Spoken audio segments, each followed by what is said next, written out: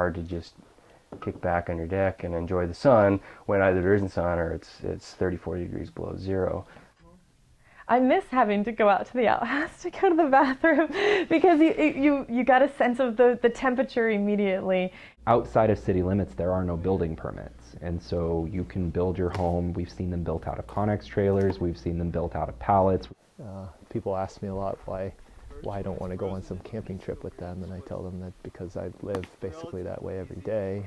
This one, not so much. We've seen literally something that looked like a hobbit hole, like dug into the side of the hill, hollowed out. Because it does technically run. It stops very poorly. It has no brakes. But the engine runs and everything. There's officially no record of where I actually lived. I'm just kidding, I lived in my car. It's really interesting to see kind of the resourcefulness of the people in the area because they can live in whatever they want.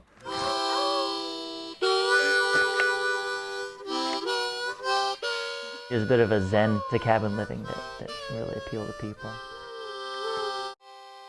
Well, a lot of people might work as a wildlife biologist or a natural resource manager of some kind, you know, and that's their way to work outdoors. Most of the people I know who have done that actually work indoors. This is working outdoors, actually, is living outdoors and being dependent on outdoors. It might be the least weird place I've lived in my adult life. So I went to college when I was 18 and lived in dorm rooms for a couple of years, which is pretty normal. They're pretty small environments.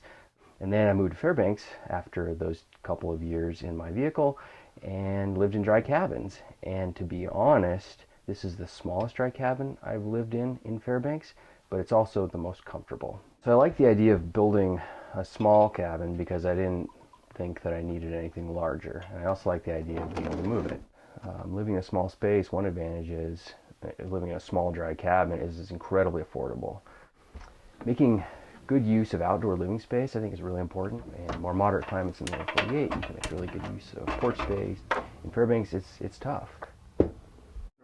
Okay. It turns out that a lot of the minimum square footage requirements in residential areas were established as a sort of defense against people building small structures that are probably not safe, sound, and sanitary, and essentially shacks.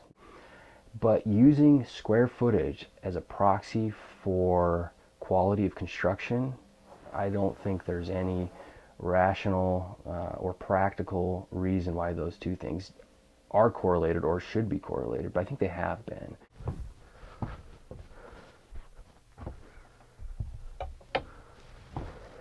My dad hates my hippie inclinations, and so when he said that I should go live in a bus, we thought he'd all gone around the twist. So, I mean, definitely when people ask you, oh, where do you live? You know, I live up at my friend's yard, and they're like, you live in their yard? Well, I live in a bus. And they're like, you live in a bus? I think there's an emerging trend for much, much smaller spaces. Working off the 1950s, you know, Americana model, you were supposed to get the biggest house you could afford, as many cars as you could afford, you know, get the best job you can, and put all your money into these specific things. And that hasn't served a lot of people very well. As we are coming of age and we are trying to kind of set up a life in a really terrible economic climate, that we don't want to put 40% of our income every month into our house. We don't want to spend $400 a month, you know, either hiring a maid or spend 40 hours a month cleaning. Like, fuel oil prices are through the roof. Why spend $2,000 a month on fuel oil if you can spend $40? And so I think that it's actually a really awesome shift, and people are kind of figuring out the difference between what they've been told will make them happy and what will actually make them happy. And I think that the small house movement is kind of growing out of that. And then people are also realizing that if you have a finite amount of money, you can either buy floor space or you can buy beauty. Because a small house with gorgeous built-ins and wood floors and big windows and everything like that is so much more beautiful than 5,000 feet of McMansion.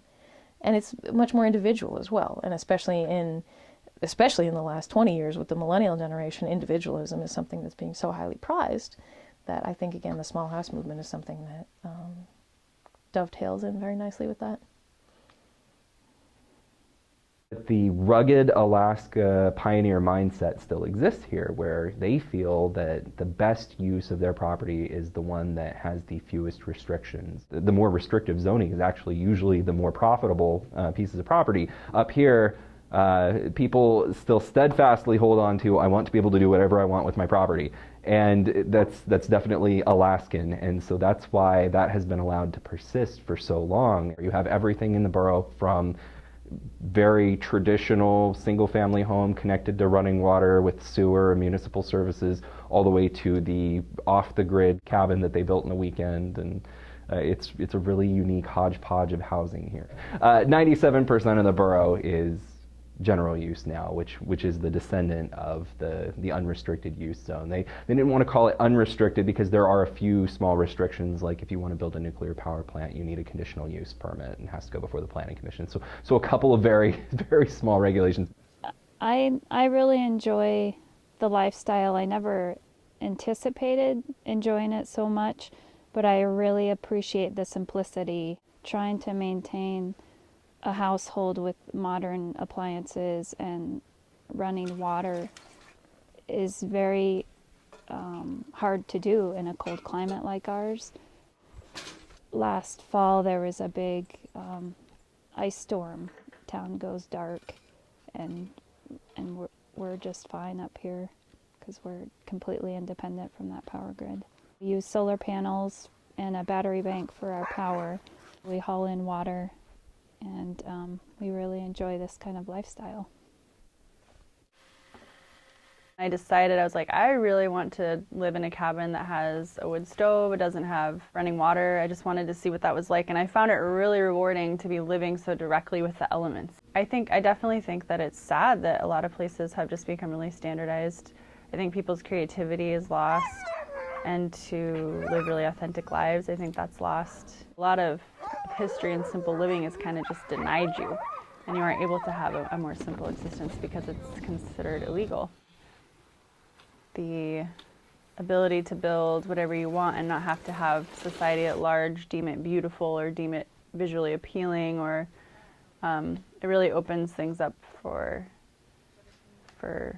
creativity and for a little bit more self-expression in homes.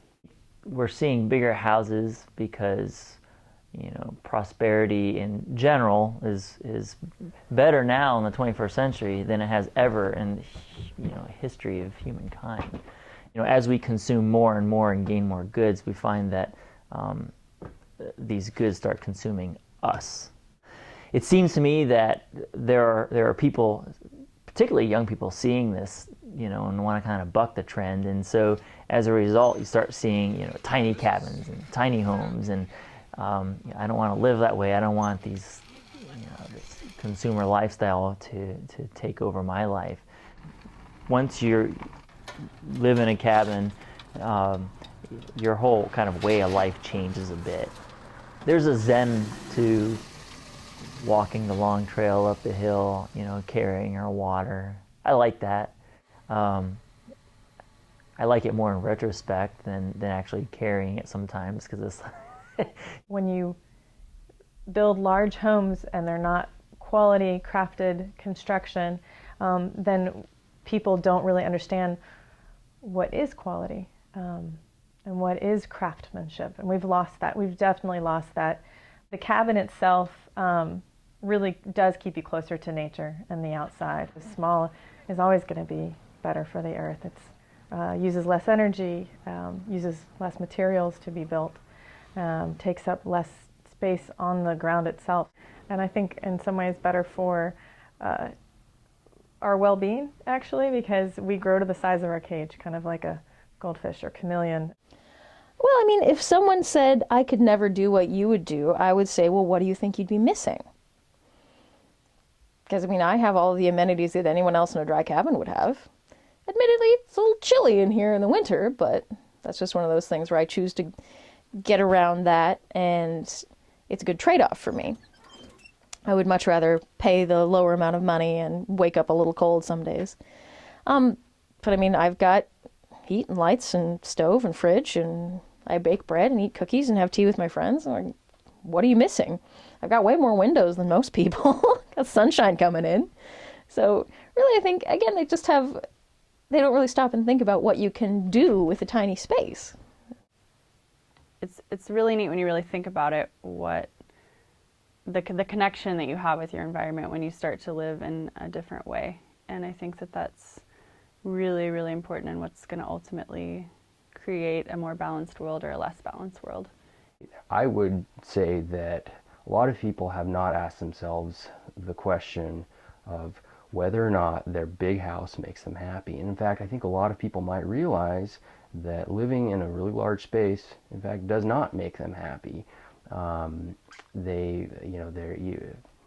You might have a larger mortgage with a larger house. Rooms end up remaining empty and feeling not lived in. And I don't know that people realize, potentially, this is my speculation, that that sort of weighs on them. I think there are people that could find they're happier in smaller spaces. I'm not saying small like 100 square feet like this, but maybe instead of 2,500 square feet, hey, 2,000 square feet, and maybe they're happier. I'm not saying that's the case, but I think some people might find that to be true, and others might not. Others might be happier in mansions. Who knows?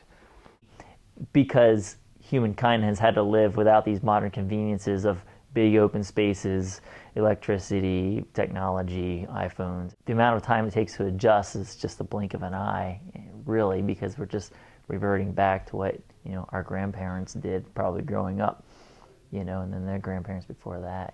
They all used outhouses. Most of them didn't live in lavish houses. None of them had iPhones.